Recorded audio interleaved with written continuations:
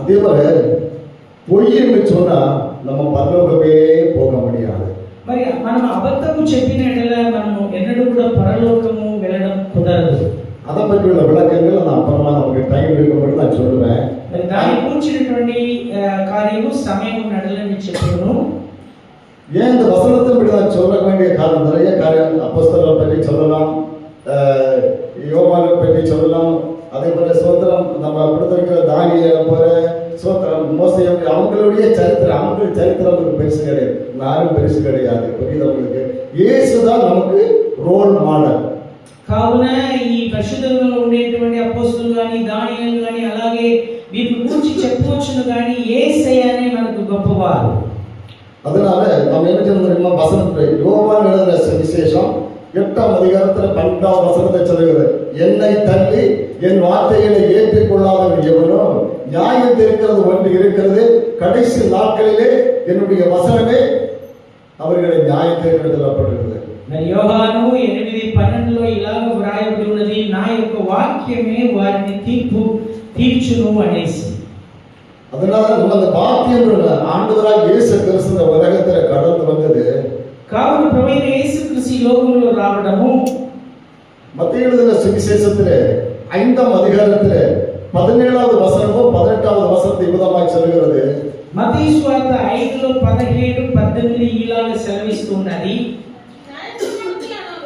న్యాయత్రుల பிரமாணங்களை ஆனாலும் தீர்க்க தரிசனங்களை ஆனாலும் அழிக்கிறதுக்கு நான் வந்தேன் என்று நீங்கள் எண்ணிக்கொள்ளாதீர்கள், அதை நான் நிறைவேற்றுவதற்கே வந்தேன் என்று சொல்லியிருக்கார். பாருங்க, మరి ధర్మశాస్త్రమును ఆయన దాన్ని అనగా కొట్టడానికి రాలేదు కానీ దాన్ని నెరవేర్చడానికి వచ్చినట్లు సెలవిస్తున్నాడు.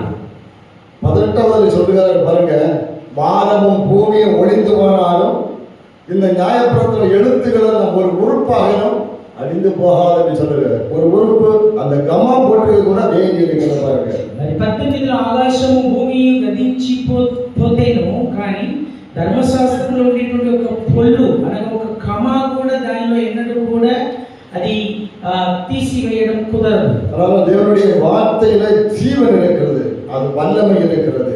కావున దేవుని మాటలో జీవము కలదు, అందులో శక్తి కలదు. ஏசாயா 54ஆம் அதிகாரத்தில் 10-11வது வசனத்தில் சொல்லப்பட்டிருக்கிறது, மாரியும் உறைந்த மழையும் வானத்திலிருந்து பொழிந்து பூமியை நனைத்து முளை கிளைய பண்ணி இந்த உலகத்துடைய ஜனங்களுக்கு ஆகாரத்தை நான் எப்படி விளைவிக்க கொடுக்கிறேனோ என்னுடைய வாய்ந்து போகிற வசனமும் அது அப்படியே இருக்க, அது வெறுமையாய் போய் திருப்பி வருகிறதில்லை, வேண்டின பிரகாரம் நடத்தி வரும் என்று வேதம் சொல்லுகிறது. మరి యెషయా గ్రంథము 54వ అధ్యాయంలో మీరు గమనించినట్లయితే మరి వర్షమును ఈ యొక్క మంచును ఎలాగ కురుస్తున్నదో అలాగే దేవుని యొక్క మాట కూడా తన కార్యమును చేయడానికి వ్రాయబడి ఉన్నది. அதே மாதிரிதான் அந்த 2 சோதரம் பொய்யான மாயை பற்றி கொள்கிறவர்கள் தங்களுக்கு வரும் கிருபையை போக்கடிக்கிறான்னு சொல்லி அந்த பொய்யை பற்றி தான் நான் இப்ப பேச போகிறது. మరి కావున అసత్యమైనటువంటి దేవతల యందు మనసు ఉంచేటువంటి వారు అనగా అసత్యం లేకపోతే అబద్ధం గురించి నేను బోధించాలని కోరుతున్నాను. அதே மாதிரிதான் யோனா கிட்ட ஆண்டவராகிய தேவன் சொன்னாரு, நீ வந்துட்டு நினிவே போன்னு சொன்னார் பாருங்க. ஆனால் யோனாతో దేవుడు నినివేకి వెళ్ళమని సెలవిచ్చినాడు.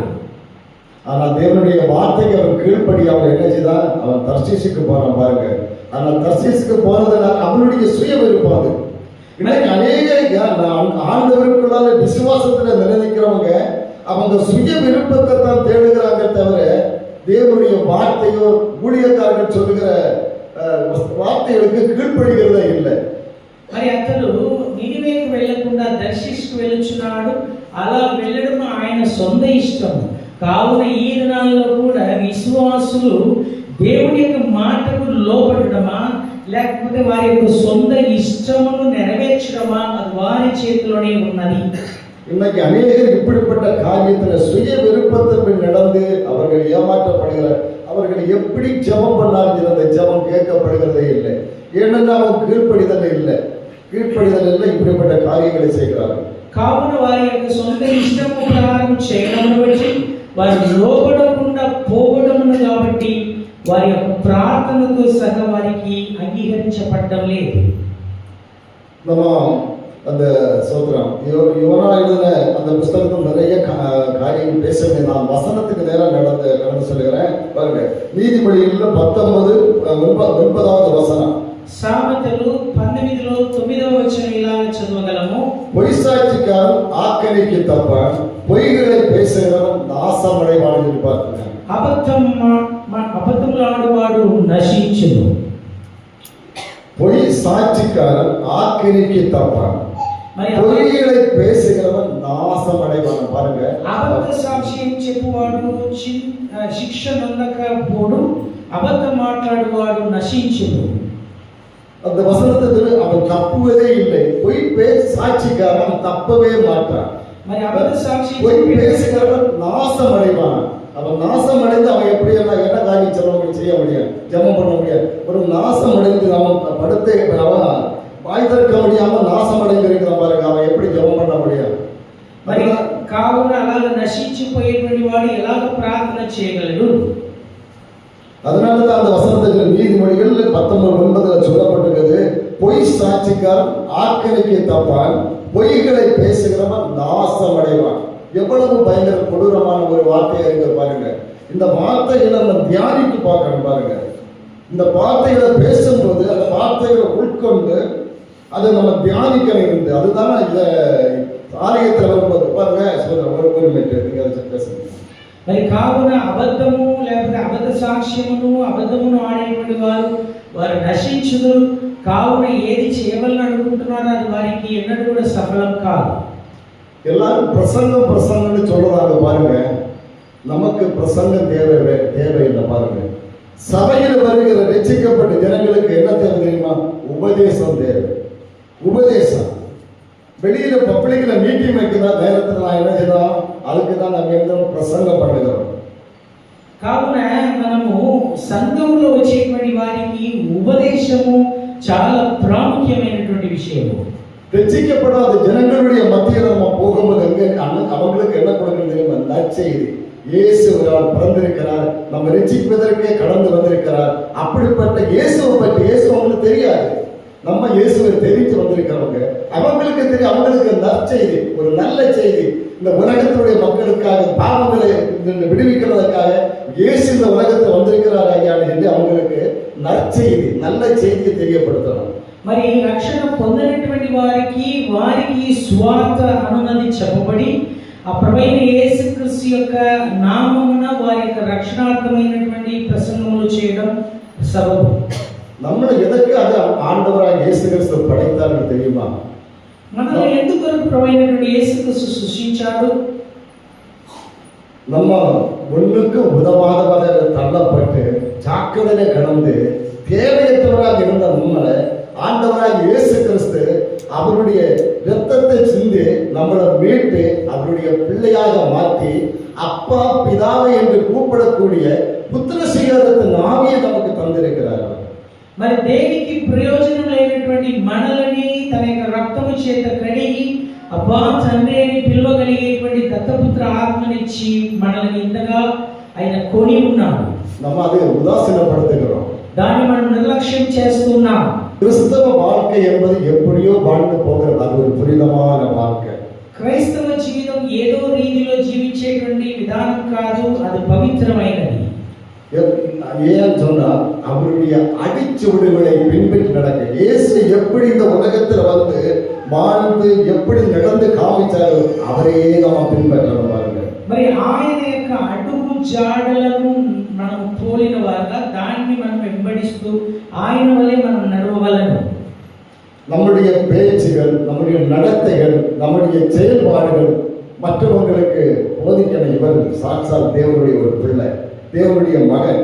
அப்படி மற்றவங்க சாட்சி நம்ம சொல்லுறது இல்லை. நீ யாரு? நான் கிறிஸ்தவன் அப்படி சொல்லுகிறது மற்றவங்க சொல்லணும். ஐயோ, என்னுடைய குடும்பத்தை பாருங்க, ஒரு தேவனுடைய பிள்ளைகளுடைய நற்சாட்சி அந்த குடும்பத்தில் காணப்படுகிறது, மற்றவங்க சாட்சி போகிறோம்.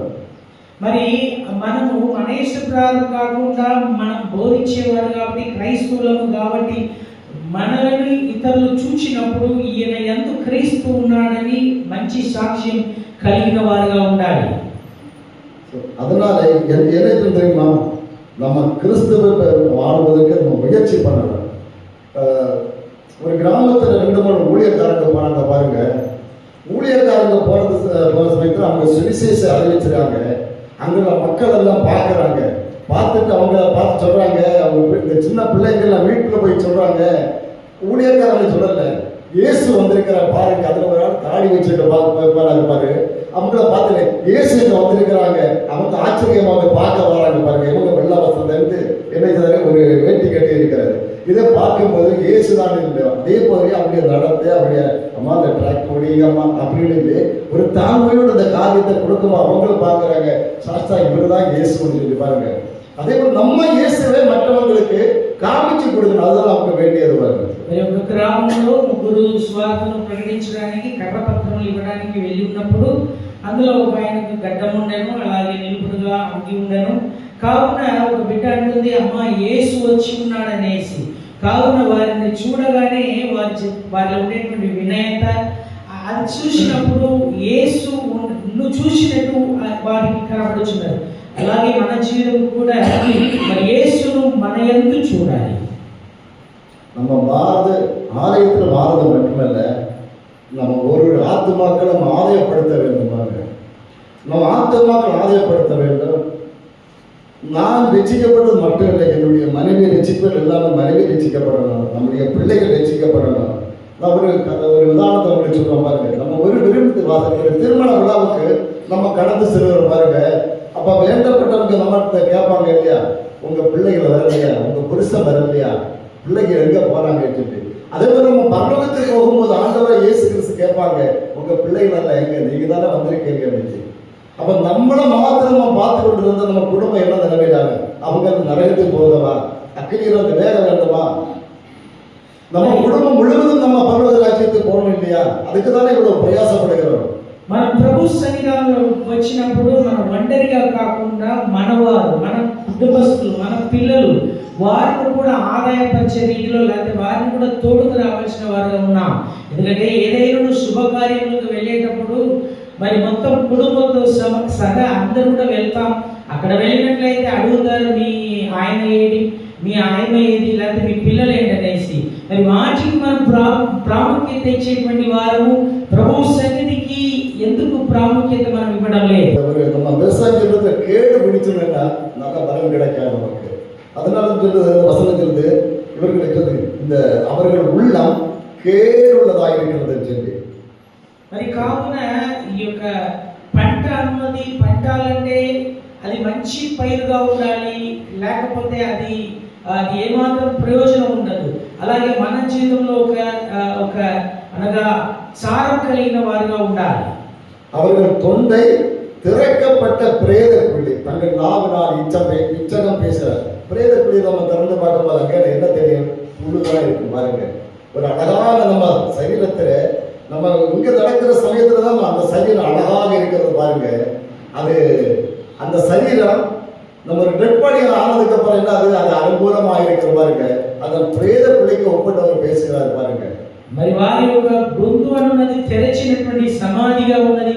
అక్కడ ఏమి ఉంటుంది, చచ్చిపోయినటువంటి శవం, అలాగే దాని నుండి వచ్చేటువంటి పురుగులే కనబడతాయి, కానీ అది ఏ విధమైనటువంటి ప్రయోజనం ఉండదు. தாயின் வயிற்றிலிருந்து பிறந்தது முதல் பொய் சொல்லி வழி தப்பி போகிறார்கள் பாருங்க. பொய் சொல்லி எல்லாரும் வழியை தப்பியே போகிறாங்க. பொய் சொன்னவன் பாருங்க நிறையா நிற்க முடியாது, அவருடைய வழிகள் எல்லாம் தாழ்வாராக தப்பியே போய்விடுவாங்க. அதனால வந்து பொய் சொல்லக்கூடாதுன்னு சொல்லிட்டு మరి కావున అబద్ధములు ఆడేటువంటి వారు దారి తప్పి తొలగి వెళ్ళిపోతున్నారు. వారు నిజమైనటువంటి దారిలో నడవడానికి ఏమాత్రం వీలు కాదు. எரேமியா 4:22 வசனம் சொல்லுகிறது, எரேமியா 4:22 என் ஜனங்களோ மதியற்றவர்கள், என்னை அவர்கள் அறியாதிருக்கிறார்கள், அவர்கள் பைத்தியமுள்ள பிள்ளைகள், அவர்களுக்கு உணர்வே இல்லை, பொல்லாப்பு செய்ய அவர்கள் அறிவாளிகள், நன்மை செய்ய அவர்கள் அறிவில்லாமல் போகிறார்கள் பாருங்க. నా జనులు అవివేకులు, వారు నన్ను ఎరగరు, వారు మూఢులైన పిల్లలు, వారికి తెలివి లేదు, కీడు చేయటకు వారికి తెలియను, కానీ మేలు చేయటకు వారికి బుద్ధి చాలదు. எவ்வளவு கொடூரமாയിട്ട് அந்த வார்த்தை இருக்கிறது பாருங்க. இந்த வார்த்தை உங்களுக்கு இதனால தான் அதிகமாயிட்டு வசனங்களை பேசுறேன். ஏன்னா ஒரு 10:4-21 என் ஜனங்களோ மதியற்றவர்கள் பாருங்க, அவங்க மதி இல்லாதவர்கள் இருக்கிறாங்கன்னு சொல்றாங்க. மதியற்றவர்கள் என்னை அவர்கள் அறியாது இருக்கிறார்கள், தேவனை அவர்கள் அறியவில்லை பாருங்க. మరి దేవుని ఎరుగకుండా నా జనులు అవివేకం కలిగిన వారుగా ఉన్నట్లుగా ఇర్మియా సెలవిస్తున్నాడు. அவர்கள் பைத்தியம் உள்ள பிள்ளைகள், அவர்களுக்கு உணர்வே இல்லை. వారు మూడు లేనటువంటి పిల్లలుగా వారికి తెలివి ఎన్నడూ కూడా లేకుండా, பொல்லாப்பு செய்ய அவர்கள் அறிவாளிகள், நன்மை செய்யவே அவர்கள் அறிவில்லாத இருக்கிறார்கள். அவர் நன்மை செய்யவே மாட்டாங்க பாருங்க. మరి కీడు చేయడానికి వారికి తెలుసును కానీ మేలు చేయడానికి వారికి ఎన్నడూ కూడా బుద్ధి చాలదు. நம்ம ஆலயத்தை கட்டி வச்சிருக்காங்க, ஆலயத்தில் ஒரு ஆசாரியர் இருக்கிறாங்க பாருங்க. இன்னைக்கு அநேகர் எனக்கு தான் அப்படியே எனக்கு ஆவியில உணர்ந்தான்னு சொல்றத பாருங்க. அநேகர் காணிக்க கொடுக்கறதுக்கு என்ன தெரியுமா, அவங்க பயப்படுவாங்க பாருங்க, பயப்படுவாங்க. நமக்கு ஆண்டவரில் சுகம் பலம் ஆரோக்கியம் தந்தாதான் நம்ம என்ன தெரியுமா வேலைக்கு போக முடியும். ஆனா அதுல நம்ம என்ன கைத்தரம் வச்சிருக்காங்க. மல்லிகையால சொல்றாரு, நீங்க என்ன எதனால வஞ்சித்தீங்க, நீங்க கொடுக்கக்கூடிய தசம பாகத்தினால என்ன வஞ்சித்து வச்சிருக்கீங்கன்னு சொல்றாரு ஆண்டவர். என்ன வஞ்சித்து நம்ம ஒரு நாள் நம்ம சொல்லுவோம், ஐயா நீங்க என்ன வஞ்சித்திருக்கீங்க, ஐயா என்ன ஏமாத்திருக்கீங்க, ஐயா நீங்க என்ன பொய் பேசிருக்கீங்க, ஐயா ஏது யாரு தேவன் சொல்லுகிறாரு. మరి ఒక ఆలయమందు యాజకులు ఉన్నట్లయితే అక్కడ బలి అర్పింపబడాలి, అలాగే ఆ యొక్క బలులు వారికి చెందాలి. ఈ దినాల్లో సంగమనకు వస్తున్నాం, అయితే దేవునికి ఇచ్చే విషయంలో మనం ఎంత అబద్ధమాడేటువంటి వారుగా ఉన్నాం.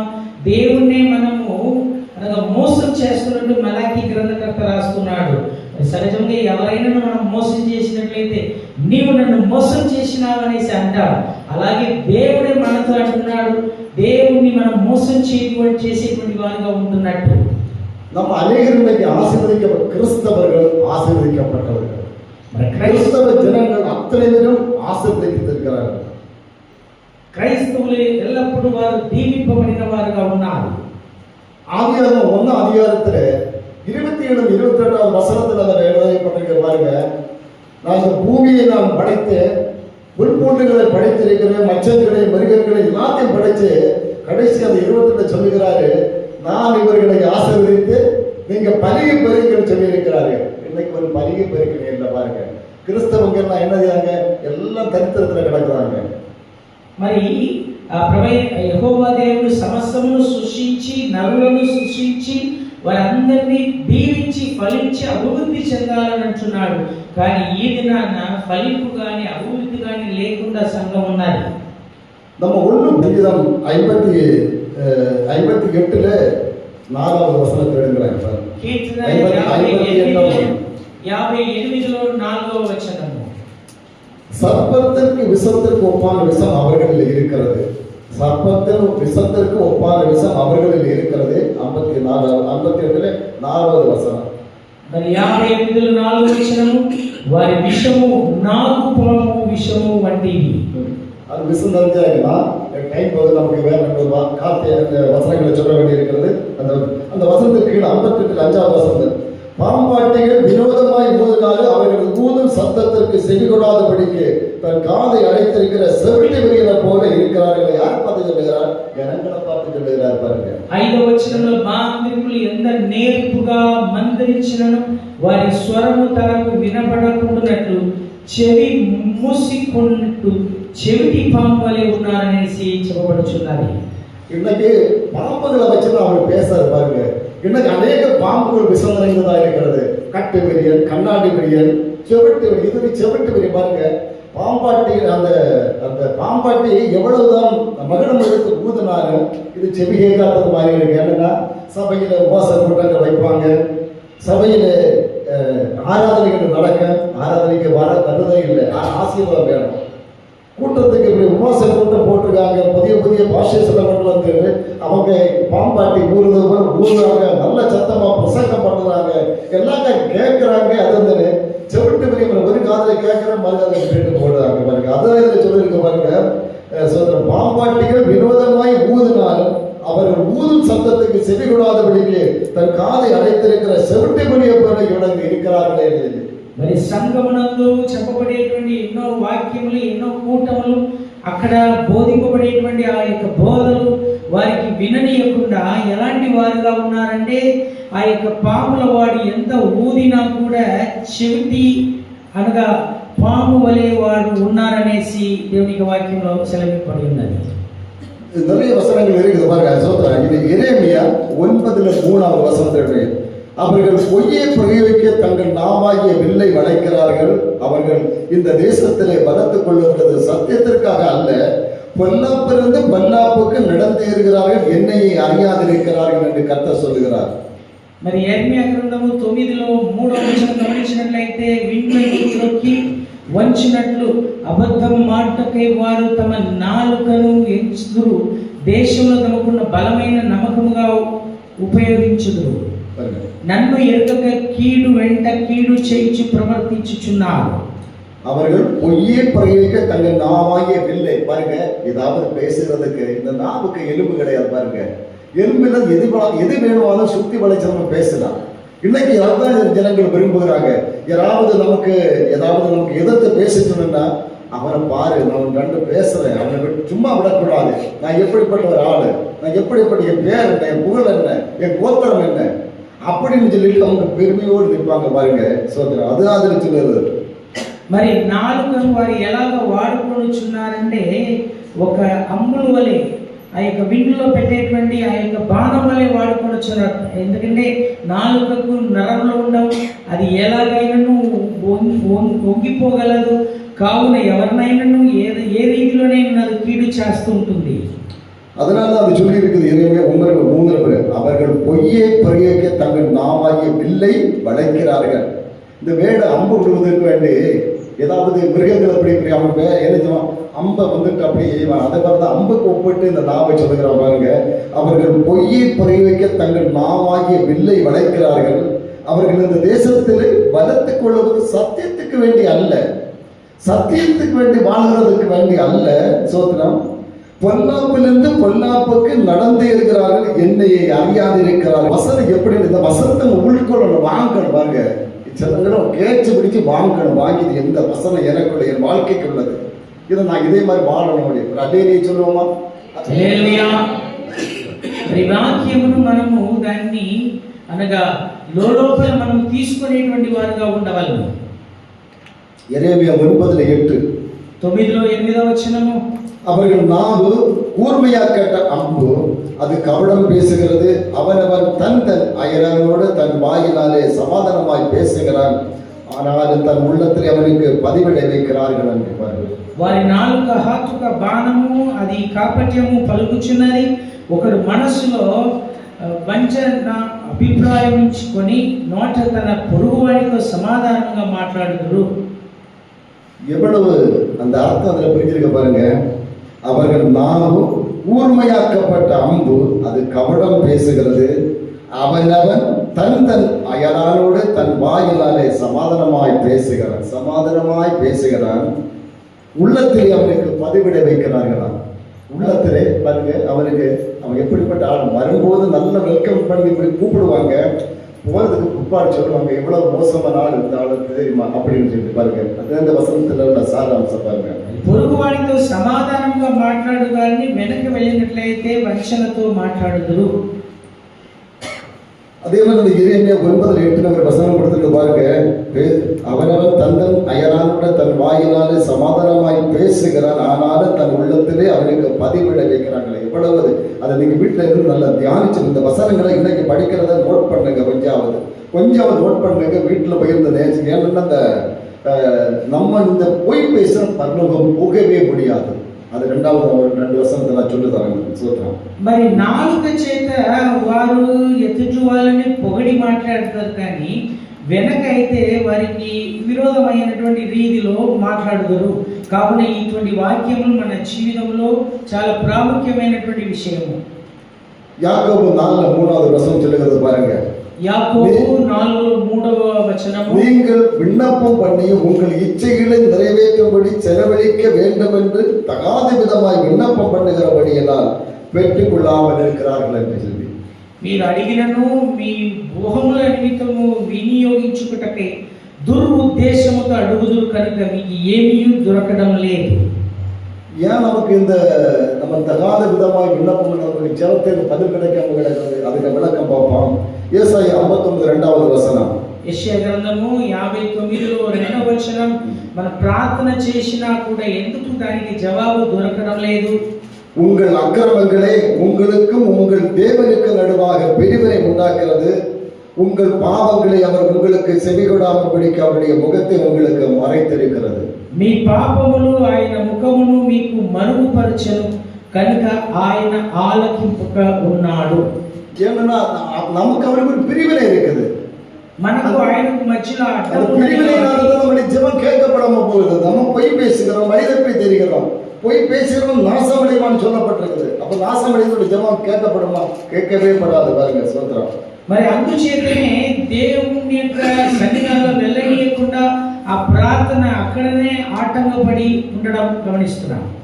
அதனால பாருங்க, ஸ்தோத்திரம். இனி வெளிப்படுத்தின விசேஷம் 21 அதிகாரத்துல 27வது வசனம். ప్రకటన గ్రంథం 21లో 27వ వచనము. தீட்டுள்ளதும் அருவருப்பையும் பொய்யையும் நடப்பிக்கிறதுமாகிய ஒன்றும் அதில் பிரவேசிப்பதில்லை. ஆட்டுக்குட்டியானவருடைய ஜீவ புஸ்தகத்தில் எழுதப்பட்டவர்கள் மாத்திரம் அதில் பிரவேசிப்பார்கள். గొర్రెపిల్ల యొక్క జీవ గ్రంథమందు వ్రాయబడిన వారే దానిలో ప్రవేశింతురు గాని నిషిద్ధమైనది ఏది అయినను అసత్యమైనది గాని అబద్ధమైనది దాన్ని జరిగించువాడు ఎవడునూ దానిలోనికి ప్రవేశింపరు. தீட்டுள்ளதும் அருவருப்பையும் பொய்யையும் நடப்பிக்கிறதுமாகிய ஒன்று அதிலே பிரவேசிக்கிறது இல்லை. నిషిద్ధమైనది అయినను అసత్యమైనది దాన్ని అబద్ధమైన దాన్ని జరిగించు వాడు ఎవడును దానిలోనికి ప్రవేశింపరు. ஜீவ புஸ்தகத்து பேர் எழுதப்பட்ட மட்டும். ஏன்னா அதுக்கு கீழே இங்கே வசனத்தை படி 22 15வது வசனத்தை படிங்களேன். 22లో 15వ వచనము. வெளிப்படுத்தல 22 15. ప్రకటన 22లో 15. நாய்களும் சூனியக்காரரும் விபச்சாரக்காரரும் கொலை பாதகரும் விக்கிரக ஆராதனைக்காரரும் பொய்யை விரும்பி அதன்படி செய்கிற யாவரும் எங்க இருப்பாங்க? புறம்பே இருப்பார்கள். பொய்யை விரும்பி కుక్కలను, మాంత్రికులను, వ్యభిచారులను, నరహంతకులను, విగ్రహ ఆరాధకులను, అబద్ధమును ప్రేమించి జరిగించు ప్రతివాడును వారు వెలుపట ఉండేదరు. நம்ம அங்கே போகவே முடியாது. మన రాజ్యத்துக்கு போக எங்க புறம்பே நம்ம இருக்க வேண்டும். మన పరలోకమునకు వెళ్ళడం కుదరదు. మనం వెలుపటనే ఉండవలను. நமக்கு ஒரு சொந்தக்காரங்க இருக்குதாங்க. ஏதோ கொடுக்கல் வாங்கல தகராறாயிச்சப்பா, அவனுக்கு என்னுடைய வீட்டுக்கு நான் வாசப்படியில கூட வரக்கூடாதுன்னு போல சொல்றான். మరి మన వాళ్ళు ఉన్నారు, ఇష్టపుచ్చిటలో ఏదో మన విషయంలో కూడా కొంచెం మనలో సరైన అవగాహన లేకుండా ఉండేటప్పుడు మరి వారి మీద మనం పగబట్టి నువ్వు మా ఇంటి దగ్గర రాకూడదనేసి ఇలాగ మాట్లాడడం కూడా జరిగితే அப்படி நம்ம இப்படி வரக்கூடாதுன்னு சொன்னதுக்கு அப்புறம் அவங்க வருவாங்களா? வரவே மாட்டாங்க. பாருங்க, அதே மாதிரி நீங்க சொல்லுகிறது பொய்யை விரும்பி அதன்படி செய்கிற யாவர் எங்க இருப்பாங்க? புறம்பே இருப்பார்கள். நம்ம அந்த பரலோகத்தை எட்டி பார்க்கவே முடியாம. பாருங்க, అలాగా అబద్ధమును ప్రేమించి దాని ప్రకారం జరిగించి ప్రతివాడును పరలోకమునకు రాజాలను వారు వెలుపటనే ఉండేవారు. பயப்படுகிறவர்களும் அவிவிசுவாசம் உள்ளவர்களும் அருவருப்பானவர்களும் கொலை பாதகர்களும் விக்கிரக ஆராதனைக்காரர்களும் விக்கிரக ஆராதனை பொய்யை விரும்பி பொய்யர் அனைவரும் 2ஆம் மரணமாக அக்னியும் கந்தையும் பெரிய கடலே பங்கடைவார்கள். பாருங்க, పిరికి వారును, అవిశ్వాసులను, అసభ్యులను, నరహంతకులను, వ్యభిచారులను, మాంత్రికులను, విగ్రహ ఆరాధకులను, అబద్ధికులు అందరూ అగ్నియు గంధకములతో మండు గుండములో పాలు పొందుదరు. பாருங்க, பொய்யர் அனைவரும் எங்க அக்னியில கிடக்குறாங்க. பாருங்க, அப்ப பொய் பேசுறவங்க அங்க போக முடியுமா? நான் சொல்றது வேத வசனம். நேரம் சொன்னேன். ஆண்டு சுவிசேஷத்துல அந்த 8ஆம் அதிகாரம் 12வது வசனம், என்னை தள்ளி என் வார்த்தைகளை ஏற்றுக்கொள்ளாதவன் இவனோ நியாயம் இருக்கிறது என்று கடைசி நாட்களில் நம்ம நியாயம் இருக்கும். அந்த வார்த்தையை பெறமாக அதனால சொல்றது பாருங்க. அதே போல நீதிமொழிகளில் 18:21வது வசனம், மரணமும் ஜீவனும் நாவின் அதிகாரத்திற்கு அதில் பிரியப்படுகிறவன் அதிலே கனியை பொசிப்பான். பாருங்க, மரணமும் ஜீவனும் நம்முடைய நாவனுடைய அதிகாரத்தில் தான் இருக்கிறது. பாருங்க, நம்முடைய கையில் தான் இருக்கிறது. இது நல்லதை விதைச்சா நல்லதை இறக்கலாம், கெட்டதை விதைச்சா கெட்டதை இறக்கலாம். இன்னைக்கு நம்ம வேலை செய்யறது ஒரு சம்பளம் கிடைக்குது பாருங்க. உலக பிரகாரம் வேலை செய்யும்போது சம்பளம் கிடைக்குது, நல்ல ஒரு சம்பளம் கிடைக்குது பாருங்க. ஆனா இன்னொரு சம்பளம் இருக்குது பாருங்க, பாவத்தின் சம்பளம் என்னத்தை? மரணம். அங்கே ஒரு சம்பளம் கொடுக்குறாங்க பாருங்க. அது நமக்கு கிடைக்கும் போது நமக்கு என்ன ரொம்ப துக்கமாக இருக்கிறது.